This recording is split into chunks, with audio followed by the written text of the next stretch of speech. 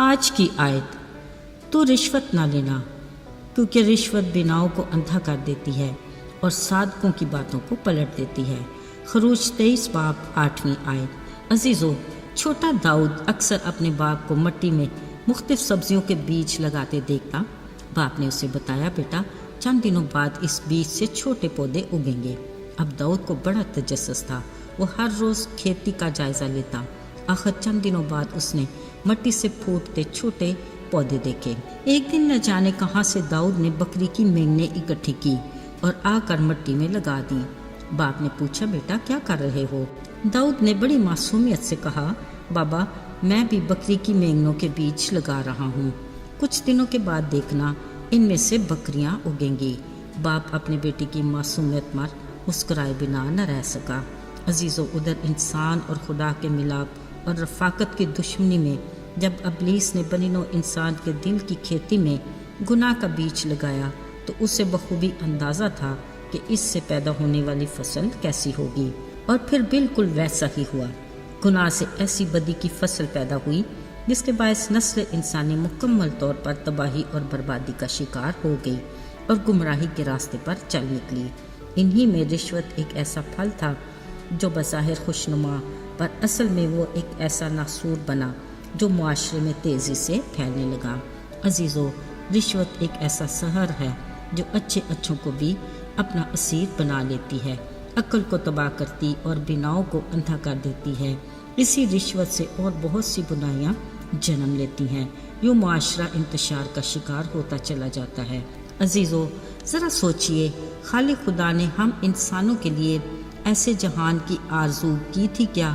نہیں نا، بلکہ اس نے کائنات کی ہر شے کو خوبصورت اور ہر طرح کے فائدوں سے مالا مال کر کے انسان کے سپرد کیا۔ مگر افسوس، گناہ کا مرض نسل انسانی میں اس طرح سرایت کرتا رہا کہ معاشرہ بد سے بدتر ہوتا گیا۔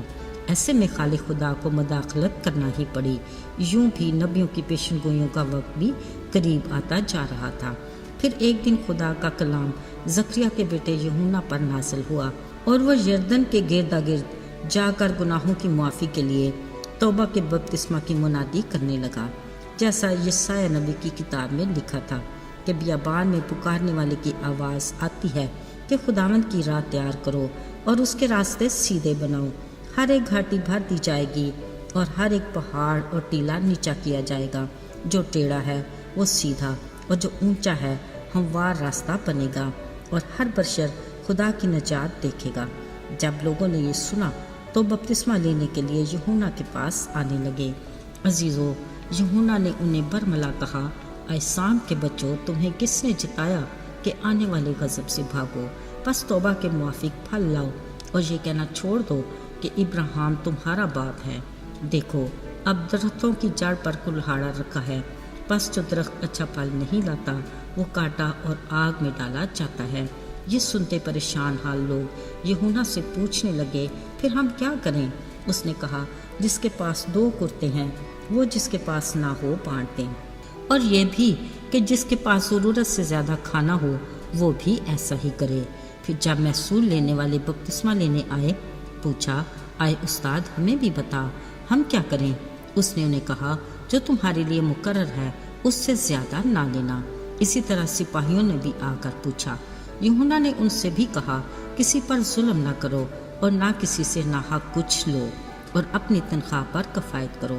عزیزو، یحونا بپتسمہ دینے والے نے بڑی دلیری سے یہ بھی کہا، جانتا ہوں تم مسیح کے منتظر ہو، مگر میں فقط اس کی راہ تیار کرنے والا ہوں۔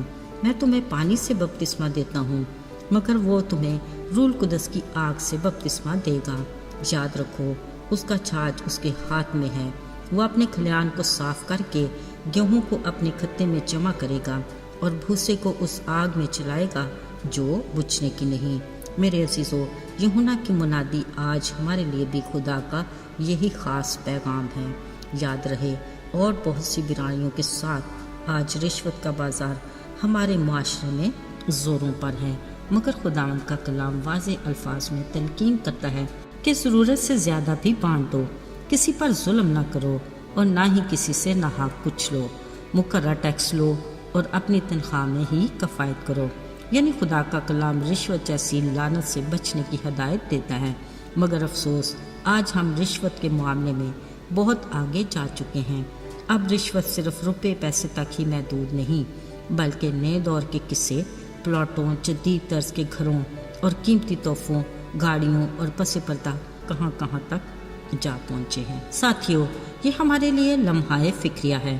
بس اتنا یاد رہے کہ عادل منصف خدا انصاف کے تخت پر بیٹھا ہے اور ہر ایک کے کام کے موافق دینے کے لیے اجر بھی اسی کے پاس ہے۔ آئیے دعا کریں۔ آئے قادر مطلق آسمانی باپ، ہم بڑی عاجزی اور خاکساری سے تیرے حضور میں آتے ہیں۔ آج ہم پھر سے اپنے گناہوں کا اقرار کرتے اور اپنی خطاؤں کو مان لیتے ہیں۔ جانتے ہیں کہ تو رحیم خدا ہے، قہر میں دھیما اور شفقت میں بڑھ کر ہے۔ اپنے بڑے فضل سے اپنے بیٹے یسوع کے قیمتی لہو سے ہمیں پاک اور صاف کر اور ہمیں قبول کر۔ یسوع کے مبارک نام میں مانگتے ہیں، آمین۔